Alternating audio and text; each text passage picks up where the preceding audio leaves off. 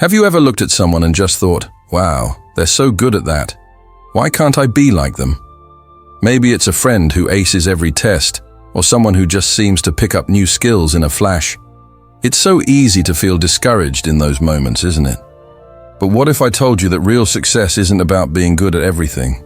It's about discovering what you are truly good at, and then pouring your heart and soul into it. This story is a beautiful reminder that we all have our own unique light. And when we practice what we love with dedication, success just happens. Once in a quiet little town, there lived a cheerful 12-year-old boy named David. He was in 6th grade, always full of energy, and loved being outdoors. But David's greatest passion was soccer. Every single afternoon, you could find him on the local field, a blur of motion, perfecting his footwork, kicking the ball with pure joy, and shouting with laughter as he practiced goal after goal. He didn't just play soccer, he lived it. But one day, David came home from school looking completely defeated. He tossed his backpack onto the couch and just stared at his math book, his face a mask of frustration. His father, seeing the sadness in his son's eyes, sat down beside him. "What's wrong, son?" he asked gently. David let out a heavy sigh. "Dad, I got another bad grade in math. I studied so hard, but my friend Matt, he always gets the highest marks. I don't get it. No matter how much I try, I just can't be as good as him." His father listened patiently, a kind smile playing on his lips. "Come with me, David," he said, leading his son out to their small, peaceful garden.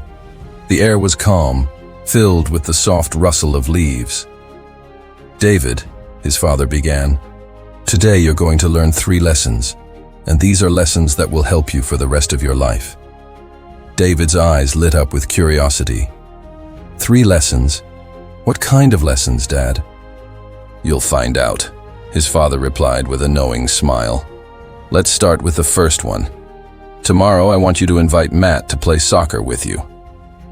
The next day at school, David couldn't stop thinking about his father's strange request.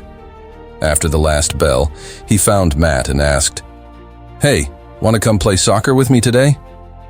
Matt agreed, but he sheepishly admitted he wasn't very good at it. When they got to the field, the game started. And David was in his element. He was a star. He ran like the wind, his passes were perfect, and he scored 3 goals in a row. Matt, on the other hand, was having a tough time. He stumbled, he missed passes, but he laughed at his own mistakes. By the end, David's team had won easily, and everyone left the field sweaty, tired, and smiling. That evening, David ran home, bursting with excitement. "Dad, we played soccer. I scored 3 goals. But Matt, he wasn't very good at all."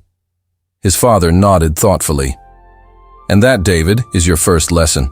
You see, Matt might not be good at soccer, but he's brilliant at math. You might struggle with math, but you are a natural at soccer. Everyone has their own strengths. We don't all have to shine in the same way. What matters is finding what you love and becoming the best version of yourself at it." David listened, and for the first time, he understood. Comparing himself to others was just stealing his own happiness. Everyone has a different gift. "So, what's the second lesson, Dad?" he asked eagerly. His father smiled. "Tomorrow, I want you to observe Matt closely at school. Watch how often he practices math, not just in class, but throughout the day." The next day, David became a detective. He watched Matt solve extra problems during lessons, saw him counting his change meticulously at lunch, and even caught him doing mental math puzzles during recess. It was like Matt saw the world in numbers. Math was everywhere for him. When David got home, he rushed to the garden. "Dad, I saw him!" Matt was doing math all day. He was counting things, solving puzzles, even just for fun. His father's smile grew wider. "That's your second lesson, David. Matt is good at math because he practices it constantly. You see, practice is what turns an interest into a real talent. If you want to get better at something, you have to keep doing it, just like you do with soccer. It doesn't always have to feel like hard work. It can be fun too." David nodded slowly. The pieces were starting to fit together. "And the last lesson?" he asked. His father looked at him directly. For the third lesson, I want you to think about how much better Matt is at math than you. David thought for a moment. Maybe 3 times better, he said. Then tomorrow, his father replied, I want you to study math 3 times harder than you usually do. The next afternoon, David sat down with his math book. He studied for 1 hour, then pushed through a second. By the 3rd hour, his head was aching. The numbers blurred together, and before he knew it, he had fallen asleep right there on his notebook. He woke up to his father gently tapping his shoulder. Dinner time, David. Meet me in the garden afterward. Feeling embarrassed, David went outside. I'm sorry, Dad, he mumbled. I tried to study 3 times harder, but my head just started to hurt, and I fell asleep. His father's smile was full of kindness. David, that is the 3rd and most important lesson. When you try to force yourself to master something you don't truly enjoy, it feels like a heavy burden. But when you love what you do, consistency feels effortless. That's why you can play soccer for hours and not feel tired, but just a little extra math exhausts you. To become great at something, you have 2 choices. Either study what you love, or learn to love what you study. In that moment, David's heart filled with a deep sense of respect and gratitude. He finally understood. Success wasn't just about being smart. It was about passion. It was about practice, and it was about patience.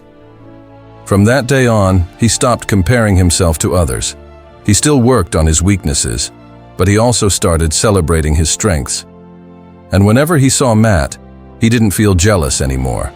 He felt inspired, because now he knew that everyone shines in their own time and in their own way. The real secret to success is loving what you do so much that you never, ever give up on it.